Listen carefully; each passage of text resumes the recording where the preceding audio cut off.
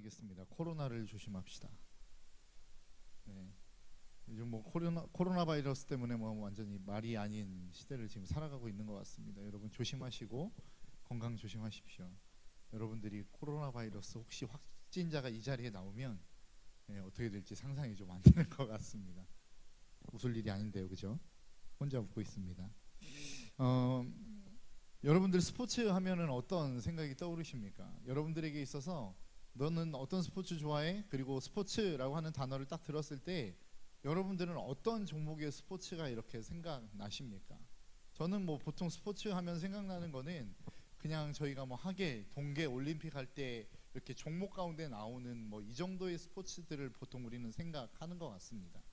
그래서 우리에게 있어서 스포츠는 어느 정도 이렇게 딱 정형화되어져 있는 그 정도의 종목 정도를 우리는 생각하게 되어지죠. 그런데 과거에 비해서 오늘날은 그 스포츠의 영역이 훨씬 더 넓어진 것 같습니다. 요즘은 뭐 게임도 e스포츠 해가지고 게임도 스포츠의 영역에 들어가죠. 그리고 저 때문에 제가 뭐 중학교, 고등학교 다닐 때만 해도 어떻게 보면은 당구장에 다니는 사람들은 그렇게 모범생으로 보지는 않았던 것 같습니다.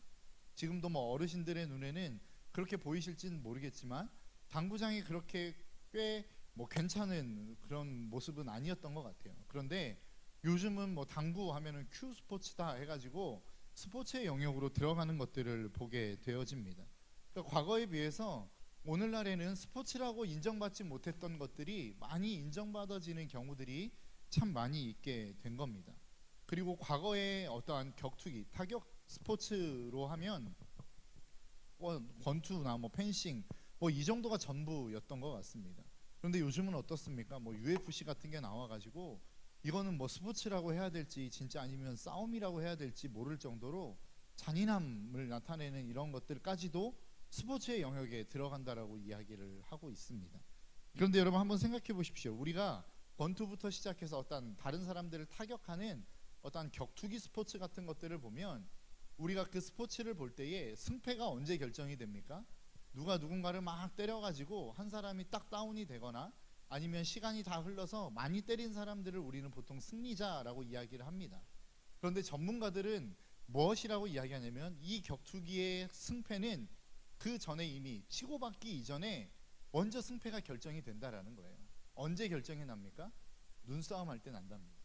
그래서 여러분 우리 보통 복싱 경기나 아니면 뭐 UFC 경기 같은 거 처음 시작할 때 각 이렇게 대립하는 선수들을 보면 눈을 부릅뜨고 서로를 막 쳐다보는 것들을 볼 수 있습니다. 왜 그렇습니까? 이 눈싸움에서 지면 그거는 보나마나 눈싸움에서 진 사람은 100% 패배할 수밖에 없다라는 것입니다. 여러분 집에도 마찬가지입니다. 뭐 가정에서 누가 주권을 잡고 있습니까? 눈을 같이 마주 봤을 때 눈을 먼저 내려 까는 사람이 그 집의 주도권을 빼앗긴 사람인 겁니다. 그러니까 남편이 막 눈을 부릅뜨고 있으면 그 집의 주도권은 남편에게 있는 것이고 아내가 눈을 부릅뜨고 있으면 그 집안의 주도권은 아내가 쥐고 있는 것이죠. 이처럼 이미 그 싸움의 승패는 어디에서 결정이 되냐면 그 눈싸움에서 먼저 싸움이 결정이 되어져 버린다라고 하는 것입니다. 왜 그렇습니까? 내가 이미 마음에서 저 사람하고는 안 되겠어, 이 싸움은 내가 질 것 같은데 라고 하는 마음을 가지고 들어가면 자기의 기량이 훨씬 더 뛰어나고 신체적인 조건이 훨씬 뛰어나다 할지라도 그 싸움은 패배할 수밖에 없는 싸움이 된다라고 하는 것입니다. 여러분 우리가 이 땅을 살아가다 보면 승부를 갈라야 되는, 승부를 내야 되는 우리의 삶의 승부점이라고 하는 것들이 있습니다. 어떠한 것들을 결단해야 될 때도 있고 아니면 내가 최선을 다해서 어떠한 업적을 이루어야 될 상황이 있을 수도 있습니다. 아니면 내가 누군가를 마주대해서 그 사람을 잘 설득해내서 그 사람이 내가 원하는 방향으로 이끌어가게 하는 이런 각양각색의 승부처를 우리는 만나게 되어진다라고 하는 것입니다. 그런데 그 승부처는 결국 언제 결정되느냐라고 하는 것입니다. 제가 생각할 때에 저는 이미 그 사람을 만나기 이전에 내 마음의 상태에서부터 저는 결정이 되어진다라고 생각을 합니다. 아까 앞에서 여러분들에게 말씀드렸던 것처럼 어떤 격투기 스포츠에 있어서 눈싸움에서 이미 승부가 결정되는 것처럼 우리의 인생에 있어서도 내가 이 일을 했을 때에 이 프로젝트가 성공할 것이냐 실패할 것이냐는 내가 그것을 부딪혀서 해볼 때 성공과 실패가 결정되는 게 아니라는 겁니다. 이미 내가 이 일을 시작할 때에 그래 할 수 있어, 이거 내가 최선을 다해서 하면 이거는 감당해낼 수 있는 거야 라고 생각하면 그 상황이 어떠한 상황이든 저는 감당해낼 수 있을 거라고 생각합니다. 그런데 내가 이미 이것은 안 돼, 이거는 내 능력 밖이야, 내가 아무리 힘쓰고 애써봐야 이거는 할 수 없는 거야 라고 생각한다면 그 일은 이미 안 되는 겁니다. 왜 그렇습니까? 이미 그 일을 해야 되겠다라고 하는 마음 자체를 상실해버린 상황이기 때문에 그렇다라고 하는 것입니다. 여러분, 오늘 본문의 말씀을 보십시오. 오늘 본문의 말씀은 어떤 말씀입니까? 블레셋이라고 하는 군대가 지금 이스라엘과 싸우기 위해서 군대를 몰고 왔습니다. 그리고 그 군대를 몰고 온 블레셋을 보면서 이스라엘도 그들을 막아내기 위해서 군대를 동원했습니다. 그리고 이스라엘 군대와 블레셋 군대가 서로 대치하고 있습니다. 골짜기 하나를 두고 이 두 군대가 서로 대치하고 있는 상황이다라고 하는 것입니다.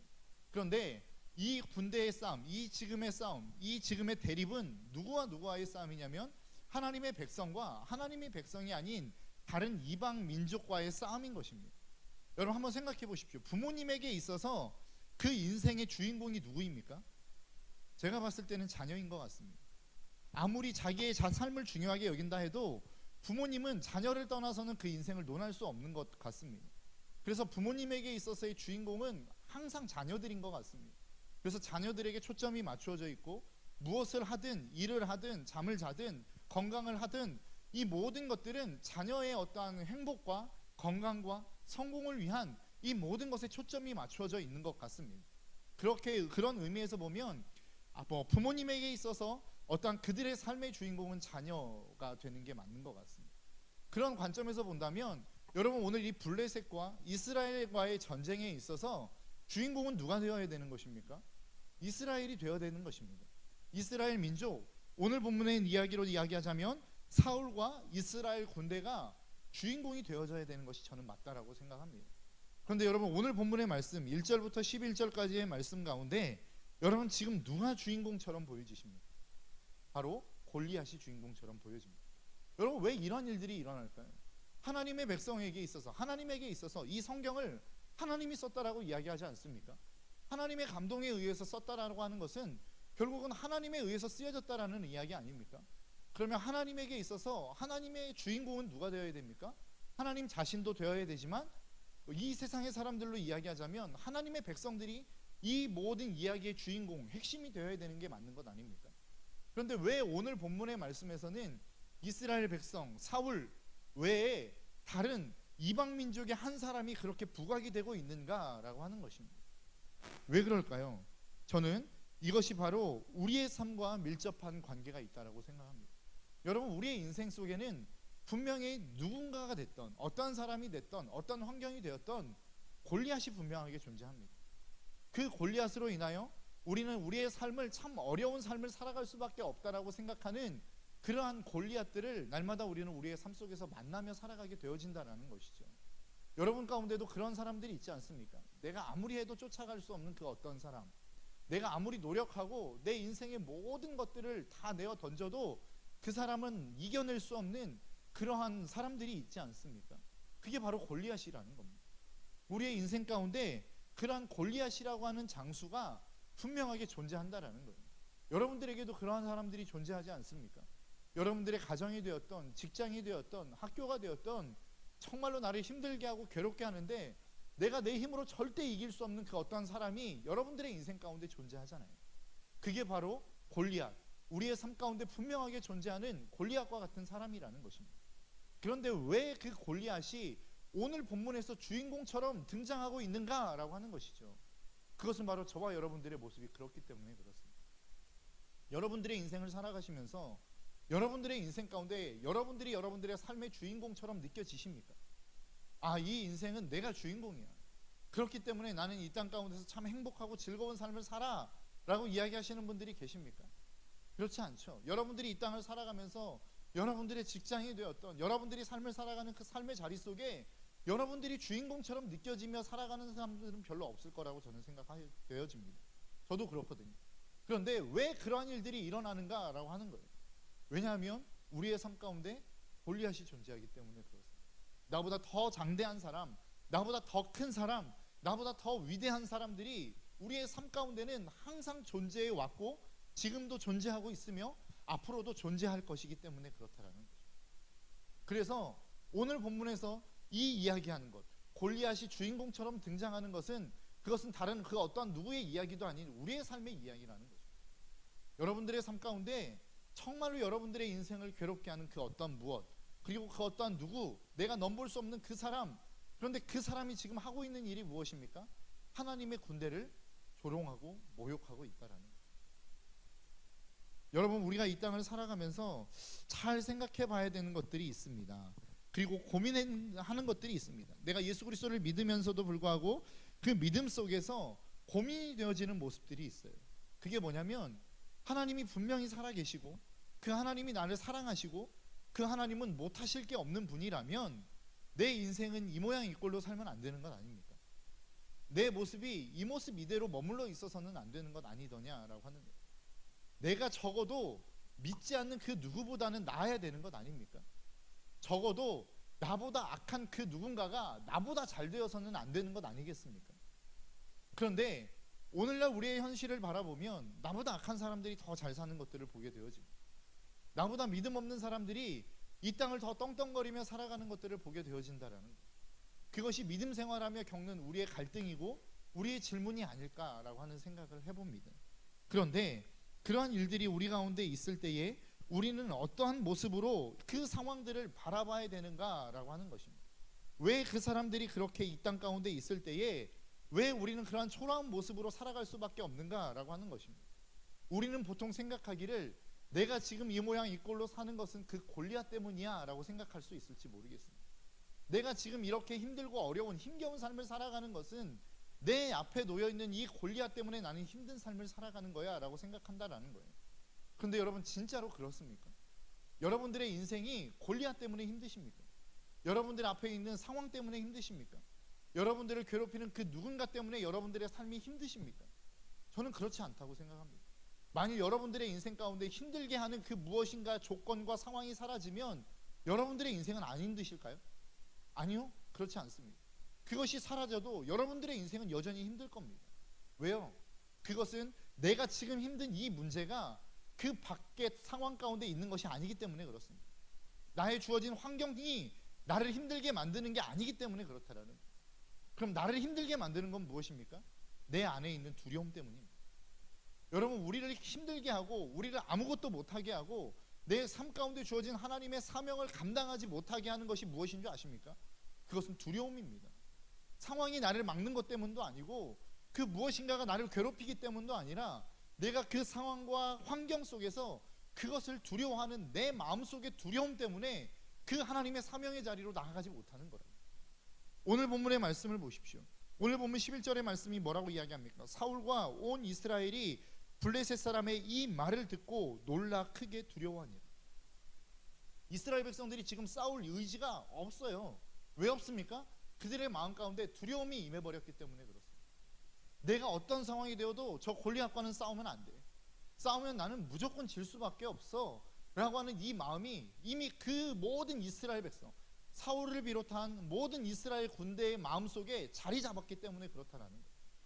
그렇기 때문에 우리가 다시 한번 이 상황들을 이겨내기 위해서, 내가 힘든 상황을 이겨내기 위해서 필요한 게 무엇입니까? 두려움에서 벗어나는 것입니다. 이 두려움을 떨쳐버리는 것이라고. 이 두려움이 여전히 내 마음 가운데 자리 잡고 있는 한 우리의 삶의 상황이 아무리 변한다 할지라도 이 두려움은 가시지 않는 거예요. 우리의 상황은 아무리 좋아졌다 할지라도 이 두려움을 내가 극복해내지 못하면 우리의 삶 가운데 힘듦과 어려움은 여전히 계속될 수밖에 없다라는 거예요. 여러분, 출애굽기 3장에 보면 하나님께서 모세를 찾아가십니다. 그리고 그 모세에게 명령하십니다. 첫 번째의 명령이 무엇이냐면 출애굽기 3장 10절에 이렇게 나옵니다. 이제 내가 너를 바로에게 보내어 너에게 내 백성 이스라엘 자손을 애굽에서 인도하여 내게 하리라. 하나님께서 모세를 찾아가셔서 뭐라고 말씀하냐면, 야, 너 이제 이스라엘 백성들을 애굽에서부터 인도해 내게 내가 너를 보낼 거야 라고 이야기합니다. 어찌 보면 이 말은 참 황당한 말인 것 같습니다. 그때 모세가 뭐라고 이야기하냐면, 하나님 나 못 갑니다, 나 안 되겠습니다 라고 이야기할 때 하나님이 모세에게 두 번째 명령하시는 게 있어요. 그게 출애굽기 3장 16절에서 18절의 말씀입니다. 너는 가서 이스라엘의 장로들을 모으고 그들에게 이르기를 여호와 너희 조상의 하나님 곧 아브라함과 이삭과 야곱의 하나님이 내게 나타나 이르시되 내가 너를 돌보아 너희가 애굽에서 당한 일을 확실히 보았노라. 내가 말하거니와 내가 너희를 애굽의 고난 중에서 인도하여 내어 젖과 꿀이 흐르는 땅 곧 가나안 족속, 헷 족속, 아무리 족속, 브리스 족속, 히비 족속, 여부수 족속의 땅으로 올라가게 하리라 하셨다 하면 그들이 내 말을 들으리니 너는 그들의 장로들과 함께 애굽 왕에게 이르기를 히브리 사람의 하나님 여호와께서 우리에게 임하셨은즉 우리가 우리 하나님 여호와께 제사를 드리려 하오니 사흘길쯤 광야로 가도록 허락하소서 하라. 여러분, 첫 번째 명령과 두 번째 명령이 똑같은 명령인 것 같지만 모세가 받아들일 때는 완전 다른 명령입니다. 왜 그렇습니까? 첫 번째 명령은 뭐였어요? 네가 이스라엘 백성들을 애굽에서부터 인도하여 내라. 이 얘기는 네가 네 능력을 가지고 그들을 애굽에서부터 이끌어내서 그냥 광야로 나아가라 라고 하는 말처럼 들리기 때문에 그렇습니다. 그런데 두 번째 명령은 무엇입니까? 너 가서 너 이스라엘 백성들에게 이렇게 이야기해. 이스라엘 장로들을 모아놓고 이렇게 이야기해. 그리고 그렇게 이야기하면 장로들이 너희를 따라갈 건데 그 장로들과 함께 또 바로에게 가서 이렇게 이야기해 라고 하는 거예요. 그러니까 첫 번째 명령은 참 듣기 어려운 것처럼 보여지고 순종하기 어려운 것처럼 느껴지는데 두 번째 명령은 충분히 할 수 있는 겁니다. 왜요? 하나님께서 만나야 될 대상과 이야기해야 될 내용들을 이미 다 모세에게 주셨어요. 그럼 모세는 뭐만 하면 되는 겁니까? 가서 그 말을 전달만 하면 되는 거예요. 이스라엘 장로 잠깐만 모이십시오. 하나님께서 나에게 이런 말씀하셨습니다. 그럼 하나님이 뭐라고 이야기하신 거예요? 그러면 장로들이 너희 말을 들을 거라는 거예요. 그럼 그 장로들과 함께 가서 바로에게 가서 또 어떻게 이야기하라는 거예요? 내가 사흘기쯤 광야로 가서 하나님께 예배하러 나아가야겠습니다 라고 이야기하라는 거예요. 네가 해야 되는 일은 여기까지라는 겁니다. 그러니까 굳이 그가 가서 하나님 막 사람들을 설득해서 이렇게 가자고 이야기하지 않아도 되는 상황이라고 하나님이 이미 모세에게 말씀해 주신 거예요. 그냥 가서 그렇게 이야기만 하고 전달만 하면 되는 상황인 겁니다. 그런데 모세가 뭐라고 이야기합니까? 하나님, 나는 못 가겠습니다. 왜요? 그 마음속에 이미 패배의식이 가득하기 때문에, 나는 안 된다라고 하는 생각이 그 마음속에 가득하기 때문에 그렇다라는 거예요. 나는 무엇을 해도 안 돼. 나는 아무것도 안 되는 인생이야. 내가 이야기한들 그들이 무슨 이야기를, 내 이야기를 듣겠어? 여러분, 40년이라고 하는 시간 동안 모세는 아무것도 못했습니다. 모세가 했던 게 무엇이었습니까? 광야에서 양을 치고 그에게 주어진 가축들을 그냥 돌보는 정도가 그의 인생의 전부였습니다. 그렇기 때문에 그는 모든 40년의 시간을 보내면서, 광야에서의 40년을 보내면서 나는 이제 할 수 있는 건 아무것도 없어라고 하는 생각, 그러한 패배의식이 그 인생 가운데 자리 잡기 시작했다라는 거예요. 그러니까 하나님이 그의 말씀 가운데 찾아가셔서 그의 말씀을 증거하시고 이렇게 하면 돼라고 아무리 말씀하셔도 모세는 듣지 않았다라는 거예요. 여러분, 한번 생각해 보십시오. 여러분, 왜 하나님의 뜻대로 살아가지 못합니까? 우리가 항변하는 이야기는 뭐예요? 하나님이 저에게 말씀 안 하시던데요. 하나님이 저에게만큼은 명령하시지 않으시던데요 라고 이야기하지 않습니까? 그런데 하나님이 여러분들에게 진짜로 말씀하시지 않았을까요? 하나님이 여러분들의 인생 가운데 진짜로 찾아오시지 않았을까요? 그렇지 않습니다. 하나님은 지금도 무수히 말씀하고 있고, 많은 사람들을 통하여, 여러분들의 환경을 통하여, 또 성경을 통하여 여러분들에게 끊임없이 말씀하고 있다라는 거예요. 그런데 그렇게 말씀하시는 하나님의 음성이 왜 안 들리느냐라고 하는 거예요. 내 마음속에 있는 패배의식 때문에, 내 마음 가운데 있는 두려움 때문에 그렇다는 거예요. 나는 안 돼. 아무리 해도 안 돼. 그렇기 때문에 우리의 마음이 하나님의 말씀을 아무리 들려줘도 받아들일 만한 마음의 준비가 되어지지 않았기 때문에 하나님의 말씀이 안 들리는 것처럼 들린다는 거예요. 여러분의 마음 가운데 어떤 두려움이 있으십니까? 여러분, 그 두려움을 해결하셔야 돼요.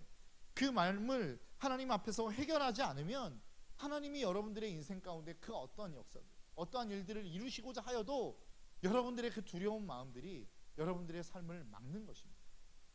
그래서 예수님이 이 땅 가운데 오셔서 4가지의 밭의 비유를 이야기하시지 않습니까? 그 중에 세 번째 밭이 뭐예요? 가시밭 아닙니까? 그 가시가 무엇이라고 이야기합니까? 세상의 염려, 근심, 걱정이라고 이야기하지 않습니까? 다른 말로 이야기하면 두려움이라는 거예요. 그래서 말씀이 내 마음 가운데 떨어져서 뿌리를 내리려고 하는데 그 두려움과 염려가 그 모든 기운을 막아버려서 과실치 못하게 한다라는 거예요. 여러분들의 인생 가운데 왜 열매 없는 인생을 살아갔느냐 고민하시는 분들이 계십니까? 그렇다면 여러분들의 마음을 점검하십시오. 여러분들의 마음 가운데 염려가 있는지, 근심이 있는지, 두려움이 있는지 이 마음들을 먼저 점검하고 이 마음 가운데 있는 두려움이 있다면 이 마음을 먼저 해결하는 작업이 필요하다라는 거예요. 여러분들의 환경이 바뀌기 이전에 여러분들의 마음이 먼저 바뀌어지기를 기도하는 것이 필요하다라는 것입니다. 그래서 저와 여러분들의 인생 속에 오늘 말씀을 통하여 다시 한번 우리가 기억하고 소망하며 나아가는 것이 있다면 그것은 바로 하나님을 향한 두려운 마음을 해결하며 나아가는 저와 여러분들의 삶이 될 수 있기를 주님의 이름으로 축복합니다.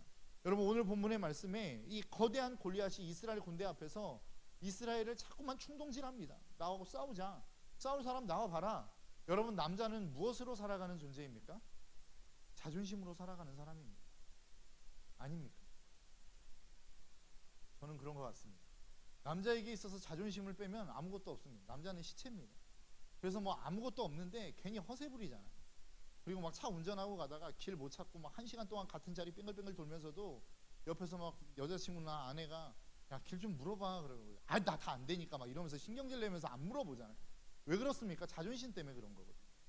그런데 그 자존심을 지금 건들고 있는데도 불구하고 그 어느 누구 하나 거기에 대해서 항변하지 못하는 이유가 뭐예요? 두려움 때문에 그렇습니다. 여러분, 두려움은 사람을 완전히 그냥 절망감으로 빠뜨리는 거예요. 두려움에 사로잡히면 그 인생이 아무것도 못하는 인생이 된다. 여러분들의 마음속에 그 두려움들을 다시 한번 회복하며 하나님의 희망과 소망으로 나아가는 저와 여러분들의 삶이 될 수 있기를 주님의 이름으로 축복합니다. 여러분, 마가복음 5장에 보면 회당장 야이로라고 하는 사람이 딸이 정말로 많이 아파서 예수님을 찾아옵니다. 그래서 내 딸을 좀 고쳐주십시오 라고 이야기하는데 예수님이 알겠다, 같이 가자라고 하는 가운데 12의 혈루증을 앓던 여인을 만납니다. 그리고 그 여인을 고쳐주다가 시간이 지체가 되어서 이 딸이 죽어버려요. 죽었는데 그 집에서 하인이 와서 이미 딸이 죽었습니다. 예수님을 더 괴롭게 하지 마십시오 라고 이야기할 때 예수님이 그래도 묵묵하게 그 집을 향하여 갑니다.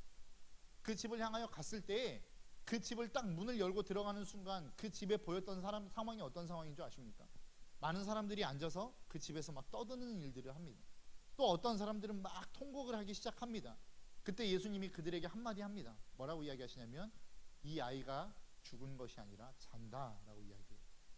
그때 성경이 그들을 향하여 표현하는 표현이 무엇인지 아십니까? 그들이 비웃더라. 마가복음 5장 40절입니다. 그들이 비웃더라. 예수께서 그들을 다 내보내신 후에 아이의 부모와 또 자기와 함께한 자들을 데리시고 아이가 있는 곳으로 들어가서 그 비웃는 사람들을 예수님이 다 내보내셨대요. 그리고 제자와 부모와 함께 그 아이가 있는 곳으로 들어갔다는 겁니다. 시체가 있는 곳으로 들어갔다라는 겁니다. 그리고 그 시체를 향하여 주님이 선포하시는 내용이 마가복음 5장 41절입니다. 그 아이의 손을 잡고 이르시되 달리다고 마시니 번역하면 곧 내가 내게 말하노니 소녀야 일어나라 하심이라. 그랬더니 어떻게 됐어요?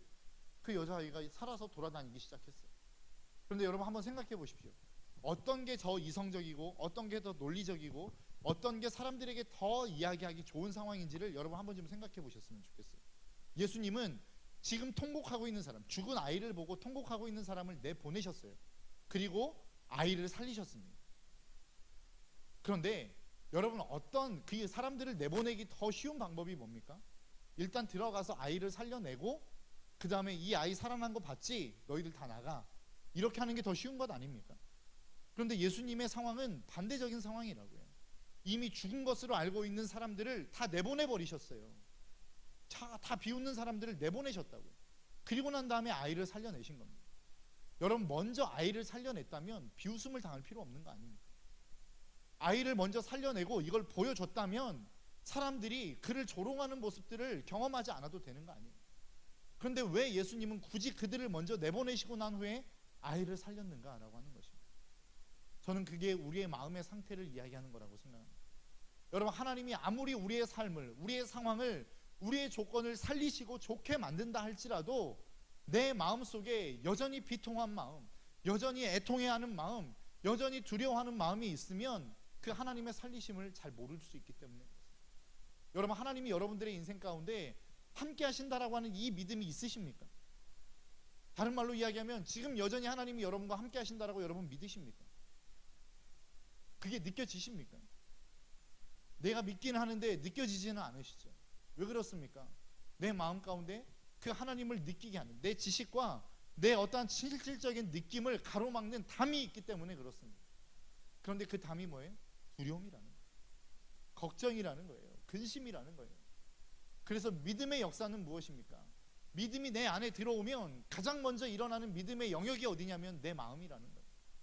그래서 두려움이 사라지기 시작하고 근심이 사라지기 시작하고 어떠한 아픔들이 내 마음 가운데서 치유되어지는 역사가 일어나는 것, 이게 믿음의 역사의 시작이라는 거예요.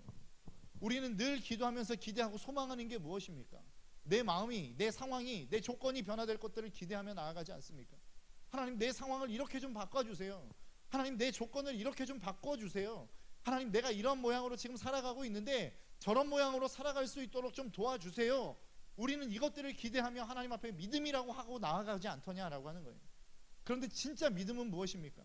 믿음의 역사가 나타나는 그 일들이 일어나기 이전에 먼저 일어나는 역사가 있는데, 그게 바로 내 마음의 변화가 일어나기 시작한다라는 거예요. 새벽 기도를 하면서, 특별 새벽 기도를 하면서도 제가 이야기했던 것처럼, 여러분, 믿음이 내 안에 들어오면 우리 마음 가운데는 근거 없는 자신감이 생기는 거예요. 내 마음 가운데 하나님의 역사가 있으면 근거 없는 소망이 생긴다니까요. 아무런 희망도 없는 상황 속에서, 아무런 소망도 없는 상황 속에서, 그 어떠한 희망도 볼 수 없는 상황 속에서 여전히 내 삶 가운데는 골리앗이라고 하는 그 존재들이 수없이 많이 서 있는 그 상황 속에서 그냥 왠지 모를 희망이 생기는 거라고요. 그게 믿음입니다. 그게 믿음의 시작입니다. 그게 하나님이 역사하시는 첫 걸음이라는 거예요. 여러분, 이것들을 잊지 않으셨으면 좋겠어요. 여러분들의 마음을 점검해 보셨으면 좋겠습니다. 이 시간 이 예배 드리는 여러분들의 마음 속에 어떤 마음들이 여러분들을 지금 사로잡고 있는지 여러분들의 마음을 좀 점검해 보셨으면 좋겠어요. 여러분들의 마음에 여전히 두려움이 있습니까? 상황은 괜찮아요. 그냥 돌아가는 상황들은 괜찮은 것 같습니다. 먹고 사는데도 지장 없고, 그냥 이 정도면 직장 생활하면서 충분히 버는 돈 괜찮고, 부모님들을 바라보면 충분히 나의 뒷바라지 해줄 수 있는 부모님들이고, 상황들은 괜찮아요. 그런데 여전히 여러분들의 미래 속에 막연한 두려움이 있으십니까? 그거는 믿음의 역사가 아니다. 그런데 상황은 별로 좋지 않은 것 같아요. 상황은 어려운 것 같아요. 내 상황을 바라보면 좌절할 수밖에 없는 상황인 것 같아요. 그런데 내 마음을 들여다보니까 왠지 모를 희망이 생겨요. 왠지 모를 자신감이 있어요. 왠지 모를 기쁨이 있다고요. 왠지 모를 평안이 있다고요. 이게 믿음입니다. 상황을 바꿔내는 것이 믿음이 아니라, 내가 어떤 상황 가운데 처했다 할지라도 그 두려움의 상황들을 평안함과 기쁨으로 바꿔낼 수 있는 능력, 이게 믿음의 능력이라는 것입니다. 여러분, 이스라엘 백성들은 하나님을 믿는 사람들이었습니다. 하나님을 믿음에도 불구하고 그들의 상황은 언제나 늘 두려움 가운데 있을 수밖에 없는 그러한 삶을 살아갔다라는 거예요.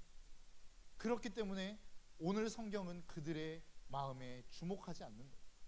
그들이 하나님의 백성이었고 그들이 하나님의 자녀였지만 성경은 그들을 주인공처럼 기록하지 않은 거라고요. 여러분들의 인생이 여러분들의 삶 가운데서 주인공처럼 느껴지시지 않습니다. 그렇다면 여러분들의 마음은 이미 하나님이 아닌 다른 것들로 채워져 있는 거예요.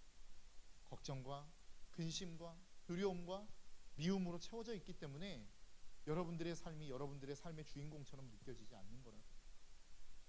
여러분들의 마음속에 어떠한 마음이 있는지 모르겠습니다. 그리고 무엇이 여러분들을 그토록 두렵게 만드는지는 잘 모르겠습니다.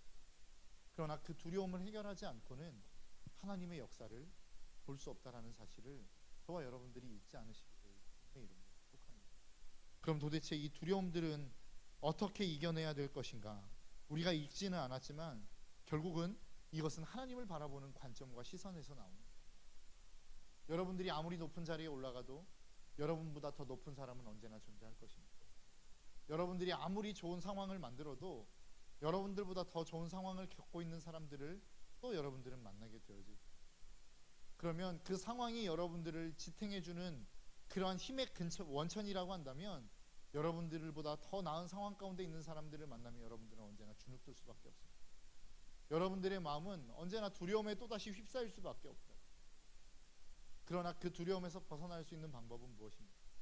여전히 변하지 않는 하나님, 그 하나님, 내 마음 가운데 여전히 나의 생명을 책임지고 계시는 그 하나님 앞에 나의 시선을 두는 것입니다. 그분이 나의 산성이요, 나의 요새요, 나의 소망이고 나의 힘이라고 하는 사실을 고백하며 나아가는 그 사람에게는 두려움이 사라지게 되어져 있다라는 거예요. 내가 주님을 믿음에도 불구하고 여전히 내 마음 가운데 두려움이 있다는 것은 내가 믿지 않고 있기 때문일 가능성이 높습니다. 믿고 있다라고 착각할 가능성이. 여러분들의 마음 가운데 두려움이 여전히 있다면 여러분들의 믿음을 점검하십시오. 나는 그 전능하신 하나님을 실질적으로 믿고 있는, 아니면 지식으로 알고 있기에 믿고 있다라고 착각하고 있는. 여러분 빨리 점검하셔야 돼요. 점검할 수 있는 가장 좋은 방법입니다. 여러분들의 마음의 상태를 점검하십시오. 그래서 여러분들의 마음속에 두려움이 있다면 그 두려움은 내가 아직 하나님을 온전히 신뢰하지 않고 있다라고 하는 증거입니다. 내 마음 가운데 염려와 걱정이 있다면 나는 그 하나님을 여전히 온전하게 믿지 않고 있다라고 하는 증거라는 거예요. 여러분, 하나님을 향하여 나아가는 믿음으로 말미암아 저와 여러분들의 삶이 다시 한번 강하고 담대한, 평안하고 기쁜 하나님의 마음으로, 하나님 주시는 그런 마음으로 풍성하게 채워질 수 있는 저와 여러분들의 삶이 될 수 있기를 주님의 이름으로 축복합니다.